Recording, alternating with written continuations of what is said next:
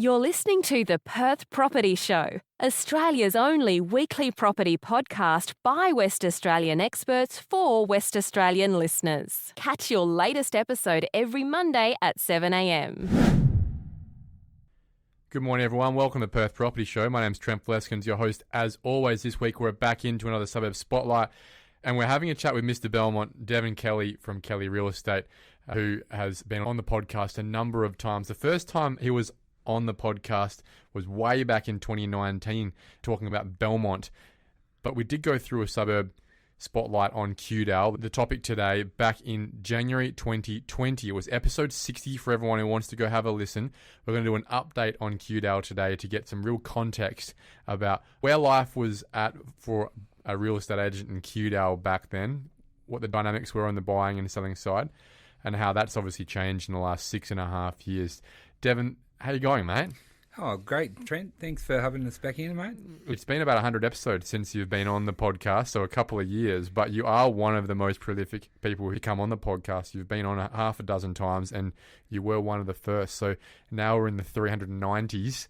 Your first episode was episode 19 back in 2019. Wow, you're making me feel old here today, Trent. But yeah, there's been a few sales under the bridge since then. I can imagine, and a lot of movement in price as well.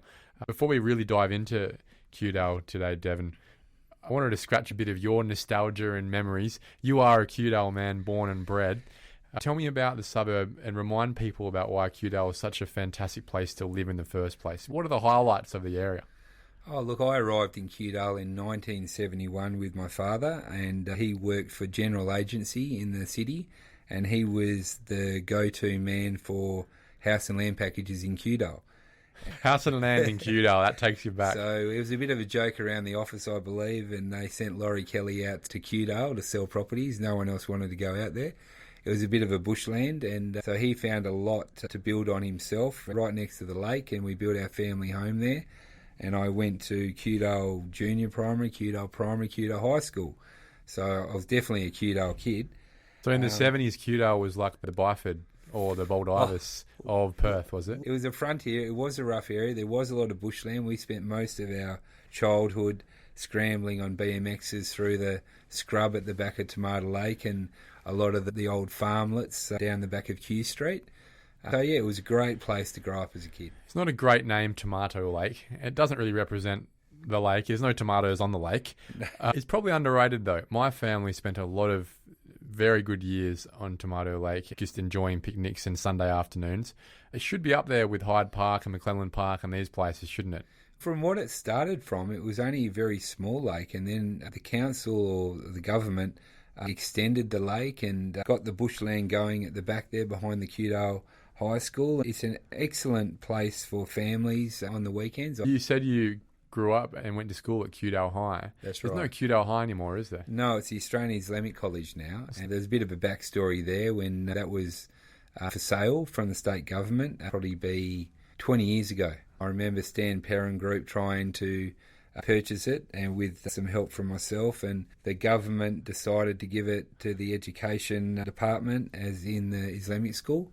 And they've extended it, and they've created a little community around there, which is great. Has it changed the face of Kewdale in terms of the ethnicity of the area, or is it still quite balanced and mixed? You've got your different precincts, I suppose. Up near the school, it is a lot of Islamic people up there, which they're very quiet people, great people. Over towards the forum, it's probably more people that want to be closer to the forum.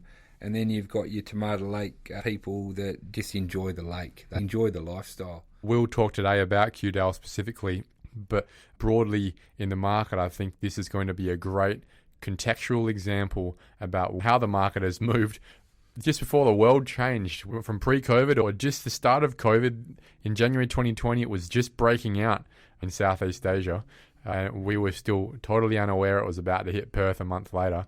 Talking about those price points and those dynamics to where we are today, really having experienced the massive injection of cash and inflation along the way.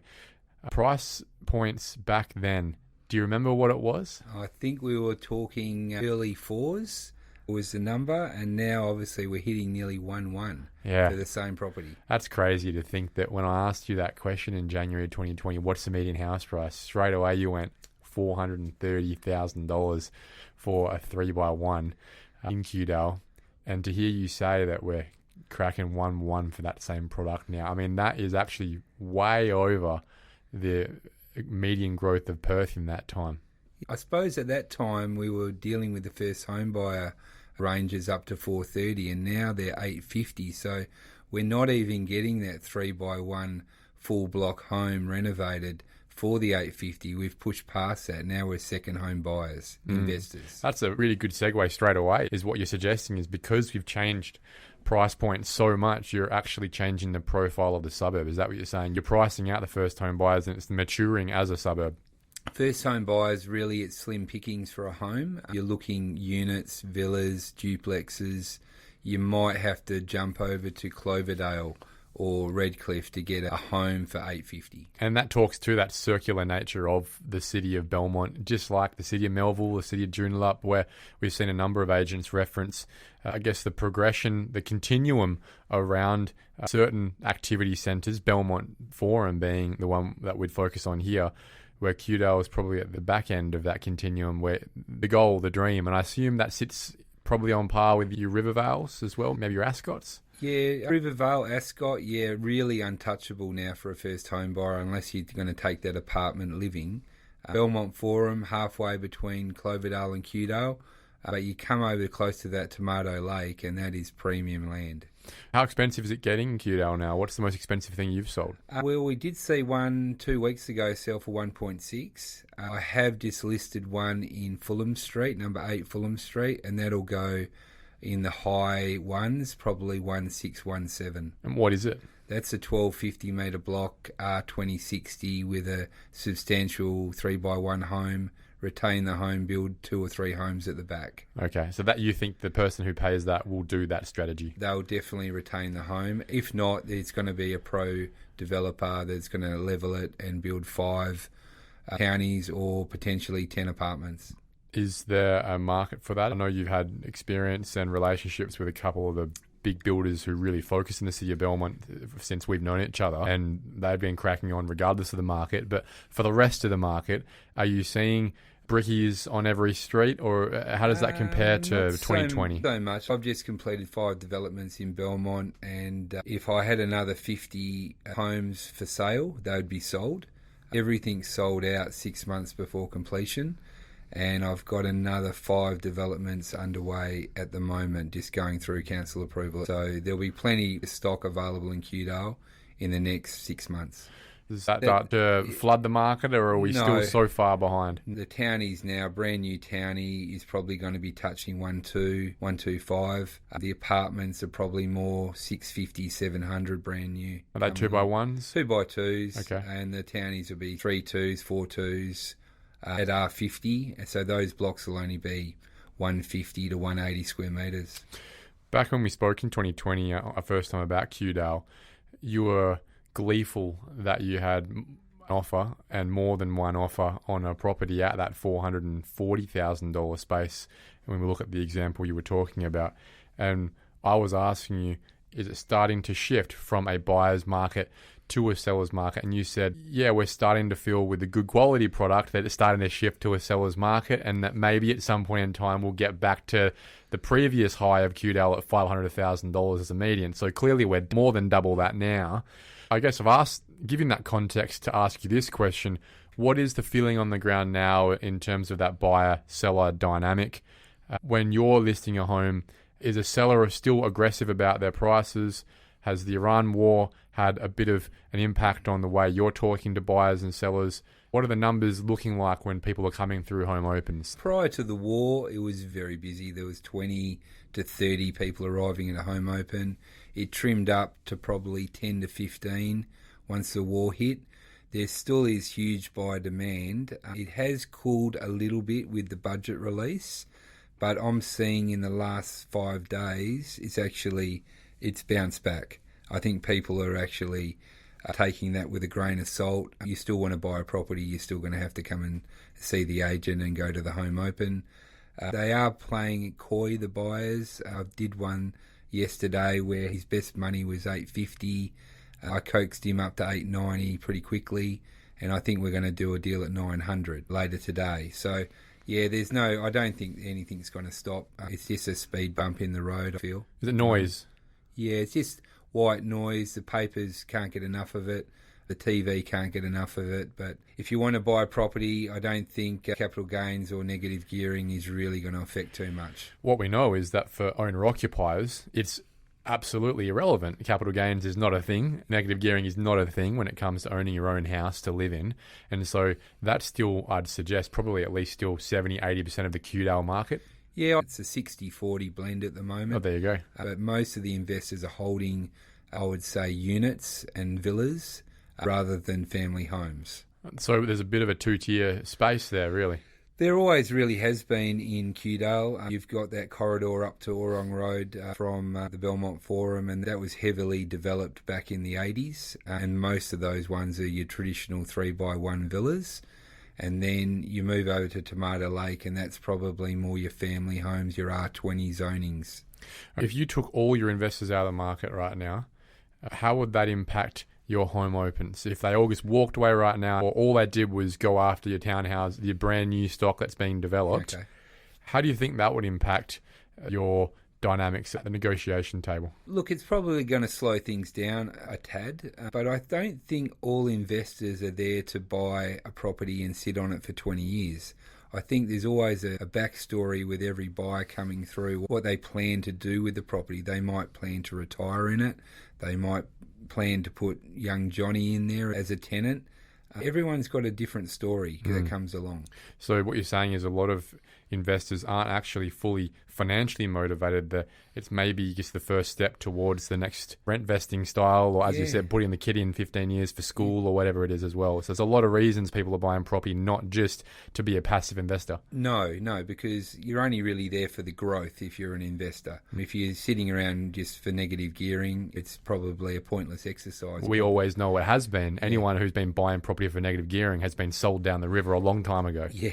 And we had such a flat spot in Perth real estate for so long that you weren't really making any money. And a lot of investors, if they saw a little bit of a peak in the market, they were exiting. So a lot of that's already happened, to be frank. Yeah. We've had a few years there where people have, at their own level of risk and reward, go, hey, I've got my money back, or hey, I made 20%.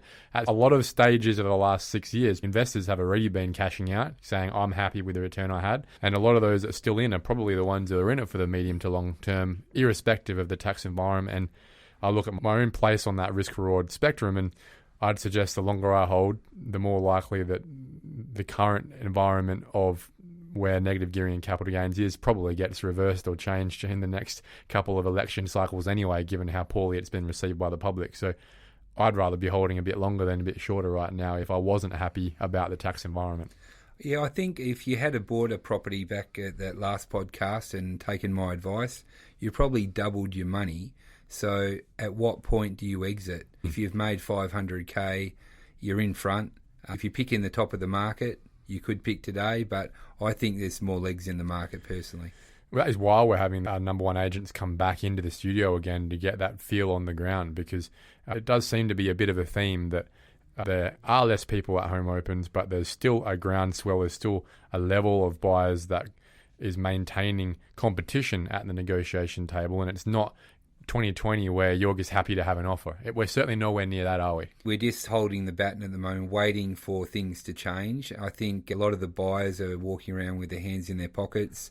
The owners are trying to pick the top of the market. It's just a bit of a stalemate at the moment. What do your listings numbers look like compared to 5 years ago?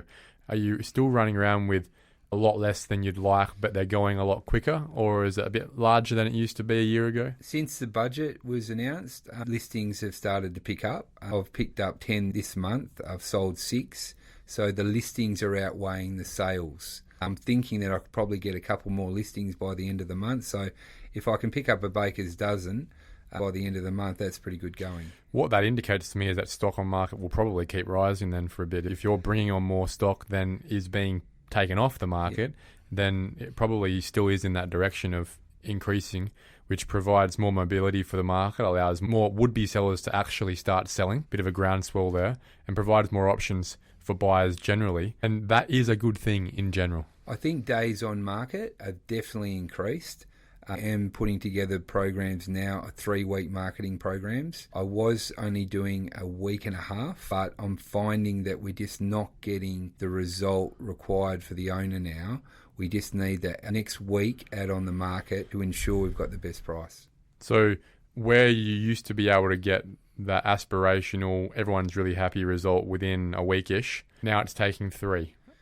2 to 3. And you're still getting the price that you're expecting, or having to have hard conversations? No, we're not really having any hard conversations at this stage. It's always going to be about presentation with these properties. Your investor properties that are worn out, obviously there is a conversation there that they're not up to scratch, and we can't spend the money on them while we're selling. You can't really paint and recarpet a unit with a tenant in there, so we're just going to have to let them go as is. Of the people who are buying, what percentage of them already live in the city of Belmont? Currently, I would say 10 to 15%. Wow. Yeah. I would have thought it'd be a lot higher. Where are they coming from? No, they're coming from other areas that are more expensive than Belmont. Probably they've had a look at Vic Park, they've had a look at Carlisle, they've had a look at Bayswater, and they're seeing great value in Belmont. I've always thought there is great value in Belmont, given the amenity, the access to the city, access to the airport, and it probably is just demonstrating that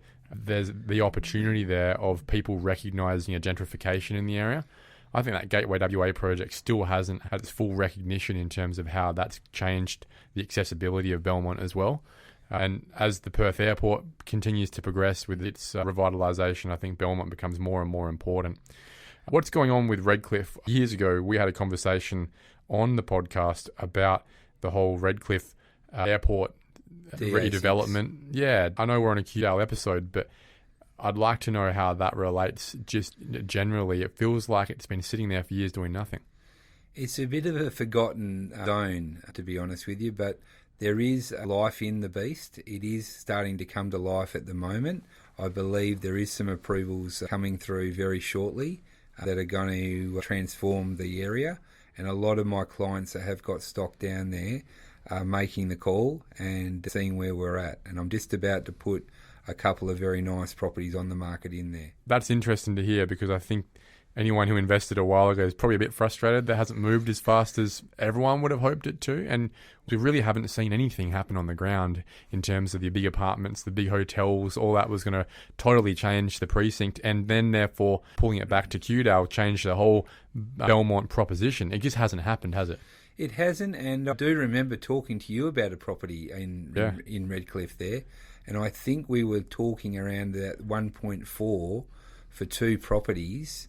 Now, that same property, I'm going to put it on the market next week, actually, and that'll be on the market between 2.5 and 3 million for the same property. So, look, they've all doubled. Yeah, I guess it tracks with Perth's meeting.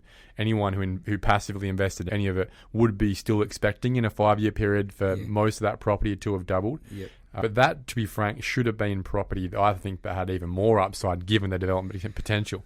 I think the stall on it, at the time, no one really wants to sit on a development site for 5 or 6 years waiting for something to happen. And that has been, I think, between the Belmont City Council and the state government, something should have been fast-tracked there. Yeah, I think it's just sitting at the bottom of the priority list. Let's get back to Kewdale. What's the cheapest thing I can buy right now in Kewdale, and what is it? Probably a 1-bedroom apartment, and they would probably be sitting at 500. Okay. The median family home, you said it's about 1.1 for a 3x1? Yeah, 3x1. I went into one the other day. That would be between 1.1 and 1.2. That was an extended 3x1, red brick, 600-metre block. And dev site, how many opportunities are out there these days, or are they rare as hen's teeth? I've developed most of them already, but the one in Fulham Street, it definitely got bells and whistles on it at the moment, and I could be ending up with 3,000 square metres in total. Wow.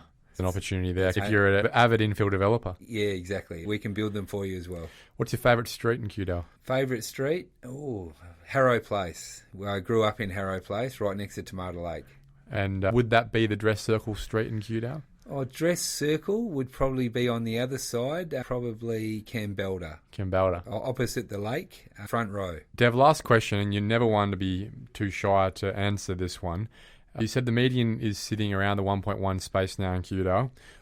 Where is it going to be in 12 months? And what's your buyer-seller dynamic going to look like in 12 months? I think Kewdale has definitely got legs in it because if you look at those surrounding areas, Carlisle, Lathlane, Rivervale, they're all up in fives to 2 million. So I would say we're definitely going to be looking at 125 in the next year. 125. So probably another 10-ish%. Yeah, I'd say we've got 10%. Months. It probably tracks where I expect Perth to keep going on anyway, which might surprise some people. But there's got to be another 10% in Perth in the next year, just with the balance of the market at the moment. And what do you think that dynamic will look like? Are you still pushing buyers above where their first offers are? Are you still getting really successful negotiation outcomes, or are you having to manage expectations from sellers? Look, I sell everything expression of interest with the closing date. So generally, first home open, you're going to get the major traffic through. It dwindles off the second home open. Then they're back for the third home open. There's no stopping people. Like most properties, I get 6 to 8 offers on every property, and then we get to play with them. Wow. And then that is literally your game at that point in time. Yeah, that's the style of selling that I enjoy. No price, plenty of buyers, and plenty of people to work with. Bonus question. Have interest rates had an impact on that dynamic in your suburb? Some people have spoken about how much they can afford due to the interest rates going up, but not a major thing. We're not really dealing with budget first home buyers as such. Mate, thanks so much for coming in again. I think we've covered a lot of ground in only 20-something minutes, but it just gives that pulse check on where Kewdale is. It's a bit of a barometer suburb like a Morley on the other side of the river as well, where your everyday mum and dads aspire to live and enjoy and invest in that lifestyle as well. I'd love to have you in again in the next year to see if you were right at 1.25 in Kewdale. Thanks, Trent. Have a great day, mate. Cheers. Thank you for listening to another episode of the Perth Property Show. If you've only just joined the conversation, you can catch up by heading over to our website, perthpropertyshow.com.au, subscribing to the podcast, or joining our Facebook page. Don't forget to tune in next Monday at 7 a.m. for more expert insights, local analysis, and suburb spotlights. Happy hunting!